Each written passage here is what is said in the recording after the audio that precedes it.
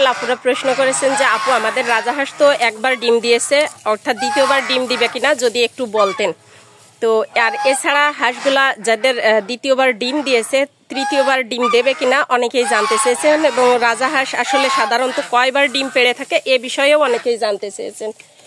তো আজকের এই ভিডিওটাতে সবকিছুই জানানোর চেষ্টা করব, খুঁটিনাটি তথ্যগুলো তুলে ধরার চেষ্টা করব। আশা করি ভিডিওটা মনোযোগ সহকারে দেখবেন। আর মনোযোগ সহকারে ভিডিওটা দেখলে হয় কি যে ভুলগুলা থাকে এই ভুলগুলা কিন্তু আর থাকে না।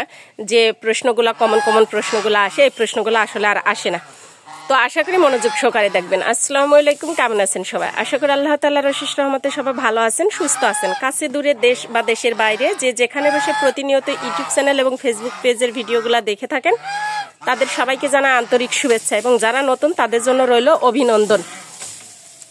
তো কিছু যেসব আপুরা যে প্রশ্নগুলা করছিলেন, তো এই প্রশ্নগুলোর উত্তর এক এক করে দিতে থাকবো। তো এখন কথা হচ্ছে যে আপনারা যারা জানতে চেয়েছেন যে আসলে রাজাহাঁস একবার ডিম দিয়েছে কিন্তু দ্বিতীয়বার ডিম দেবে কিনা, এই বিষয়ে যারা এই তথ্যটি জানতে চেয়েছেন তো তাদের উদ্দেশ্যে আজকের ভিডিওটা।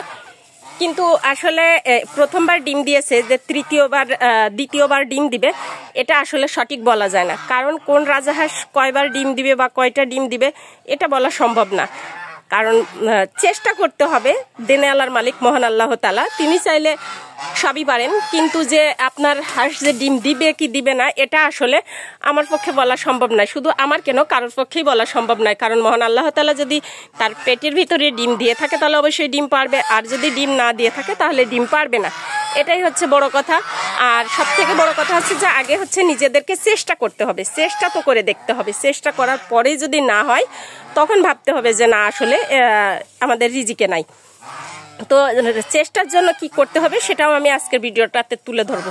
তো সব থেকে আর কিছু আপুরা বলছেন যে আপু রাজাহাঁস আসলে আমার হাঁসতে দুবার ডিম দিয়েছে, আবার ডিম দিবে কিনা, আসলে এটাও বলা যায় না। আর রাজাহাঁস বছরে কবার ডিম দেয় এটা আসলে হাঁসের উপরে নির্ভর করে, আর আল্লাহ তাআলার রহমত আর বাকিটা হাঁসের উপরে। কারণ হচ্ছে যে আপনার কিছু রাজাহাঁস আছে যে বছরে 1 থেকে 2বার ডিম দেয়, আবার কিছু রাজাহাঁস আছে যে বছরে 2 থেকে 3বার ডিম দেয়, আবার কিছু রাজাহাঁস আছে 3 থেকে 4বার ডিম দেয়। তবে 3 থেকে 4বার ডিম খুবই কম হাঁসে দেয়। যে হাঁসগুলাতে দেয় সেই হাঁসগুলা মনে করেন যে পুরাতন হাঁস। কারণ নতুন হাঁসে কিন্তু আপনার প্রথমেই কিন্তু 3 থেকে 4বার ডিম দিবে না। এই ক্ষেত্রে আপনারা যদি ধারণা করেন যে না আমাদের হাঁসে দিবে, এটা আসলে সম্পূর্ণ ভুল তথ্য। আর এছাড়াও হচ্ছে সব থেকে বড় কথা হচ্ছে যে রাজাহাঁসের ডিমে আনতে বা ডিম দিবে কিনা এর জন্য আপনারা হয়তোবা চেষ্টা করতে পারেন। তো আমি গত একটা ভিডিওতে দিয়েছিলাম একটা ইসেল এবং ক্যাপসুলা একটা ভিডিও দিয়েছিলাম। তো আপনারা অনেকে বলছিলেন যে আপু ইসেলটা পাওয়া যাচ্ছে না, আর ইসেলটা আসলে কত মিলি হয়, এবং ইসেলটা অ্যাবসেন্টে অন্য কোনো ওষুধ দেওয়া যায় কিনা।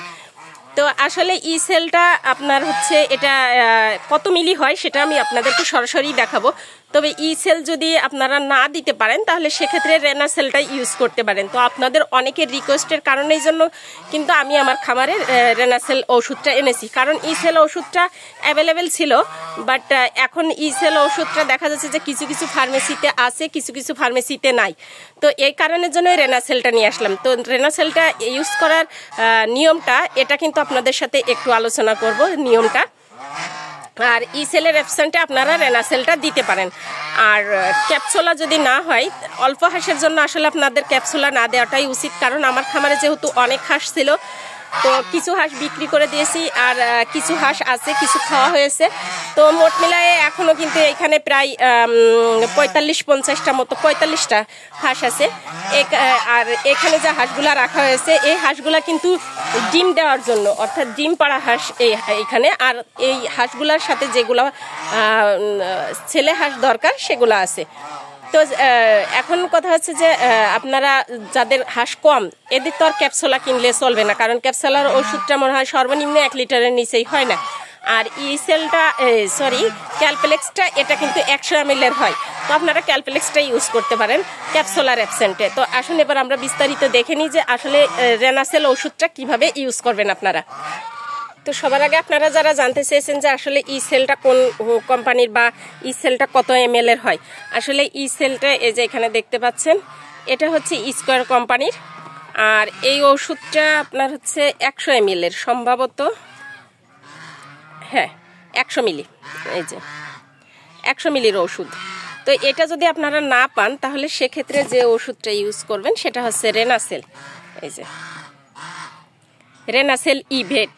তো এই ওষুধটা আপনারা দিতে পারেন। তো এই ওষুধটা ইসেল ওষুধে যে কাজ করবে আপনার এই রেনাসেল ইভেট এটাতেও সেই সেম কাজ করবে। তো এটা দিলে আপনাদের যে কাজটা হবে সেটা হচ্ছে যে হাঁসগুলাকে, এই যে জিজ্ঞেস করছেন যে পুনরায় ডিমে আসবে কিনা, আসলে পুনরায় ডিমে আসবে কিনা এটা সঠিক বলতে পারবো না, তবে চেষ্টা করে দেখতে পারেন।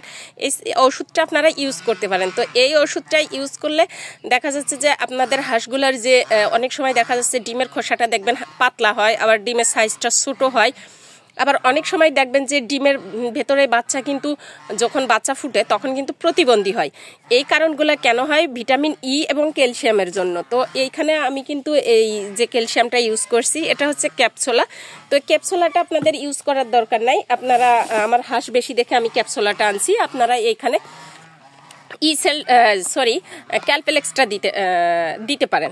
তো ক্যালপেলেক্সটাও স্কয়ার কোম্পানির ওষুধ, ওইটা আপনারা দিতে পারেন যদি হাঁসের পরিমাণ কম হয়। তো এই দুইটা ওষুধ আপনারা যদি একসাথে হাঁসকে দেন তাহলে আল্লাহর রহমতে হাঁসের যে আসলে যে ডিমের সাইজগুলো ছোট হয় এবং ডিমগুলা অনেক সময় আছে যে খোসাগুলা পাতলা হয়, বা অনেক সময় আছে যে দ্রুত ডিমে আসতে চায় না, সেক্ষেত্রে আপনারা দিতে পারেন। অতএব এই ওষুধটা আপনারা যে হাঁস দ্বিতীয়বার ডিমে আনার জন্য দিতে পারেন, বা যখন হাঁসগুলো আপনার ডিমে আসেনি তখনও দিতে পারেন। তো এই ওষুধগুলা যে শুধুমাত্র আপনারা যে হাঁসকেই দিতে পারবেন ঠিক তা নয়, এই ওষুধগুলো আপনারা কিন্তু মুরগিকেও দিতে পারবেন, চীনা হাঁসকেও দিতে পারবেন। তো একটা ভাইয়া জানতে চেয়েছেন চীনা হাঁসের ডিম পাড়ার জন্য কি কি করতে হবে, তো সেই ভাইয়ার ভিডিওটা আজও দেওয়া হয়নি, তবে চেষ্টা করবো নেক্সট ডে দেওয়ার জন্য। তো যাই হোক, এই ওষুধটা আপনারা যেভাবে দিবেন সেটা হচ্ছে যে এটা 1 গ্রাম ওষুধ 1 লিটার পানিতে দিবেন। তো আমার এখানে যেহেতু পানির পরিমাণ অনেক, কারণ আমার হাঁস কিন্তু অনেক, যার কারণের জন্য আমার পানির পরিমাণটা অনেক, আর এখানে আমার ওষুধের পরিমাণটাও বেশি হবে। তো আপনাদের বোঝানোর সাথে যেটা আমি বলবো সেটা হচ্ছে যে আপনারা 1 ml ওষুধ 1 লিটার পানির মধ্যে দেওয়ার চেষ্টা করবেন।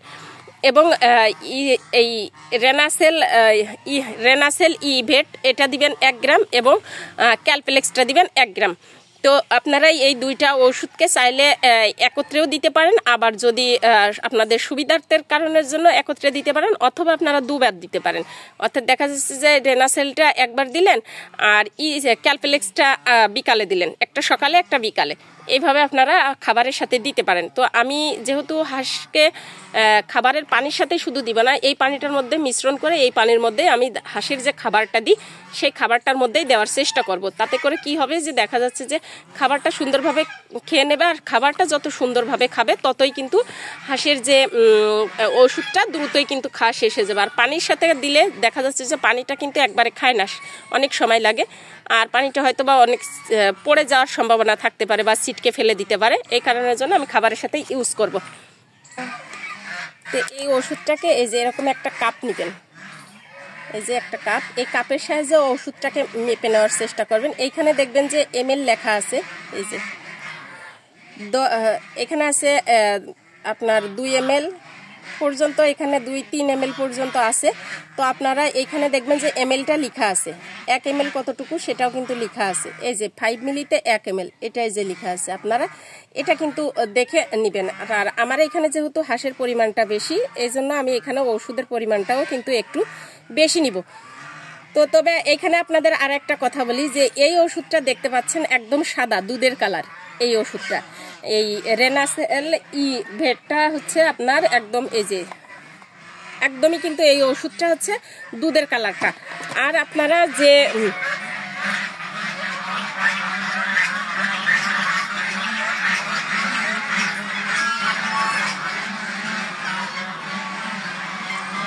এই যে ফোন ক্যামেরাতে আসলে সঠিক বুঝাতে পারছি কিনা জানি না, এটা হচ্ছে যে দুধের কালারের মতো।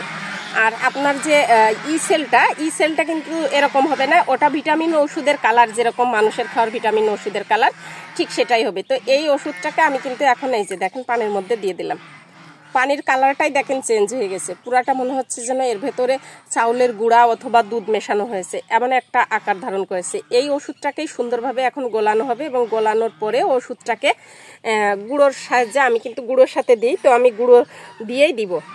তো শেষ পর্যন্ত আপনারা দেখতে থাকেন আর কি করি।